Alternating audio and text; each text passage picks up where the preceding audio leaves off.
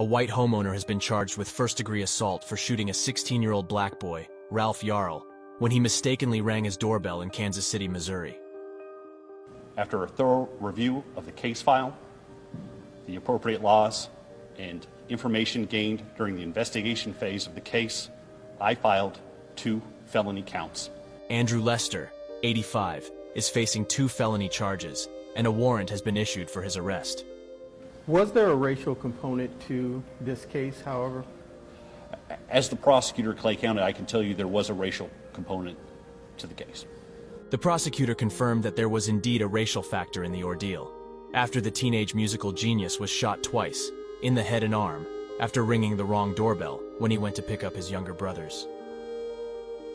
Ralph's aunt claims Yarl was shot again as he fell to the floor and miraculously managed to run next door to a neighbor. She said her nephew had to knock on 3 doors before he was helped, and even then was told to lie on the floor with his hands above his head before help arrived. The homeowner was released pending further investigation due to the need to obtain a formal statement from the victim, forensic evidence, and compile additional information for a case file to be presented. We recognize the frustration this can cause in the entire criminal justice process. Lester's bond is set at $200,000. If convicted, Lester could face life in prison for the assault charge and 3 to 15 years for armed criminal action. The probable cause statement indicates that rounds were fired through a glass door.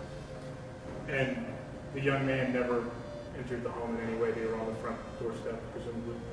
The probable cause statement indicates that the victim in the case did not cross the threshold.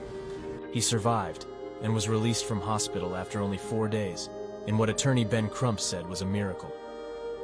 He continues to improve. He's responsive and he's making good progress, said his father, Paul. I think it is appropriate. You can't send a message to society that it's okay to shoot black people in the head just for ringing your doorbell, Crump said. President Joe Biden rang the Yarl family and invited them to the White House when Ralph is well enough in a gesture of goodwill. More than $2.6 million has been raised by a GoFundMe account to help Ralph and his family with the medical bills.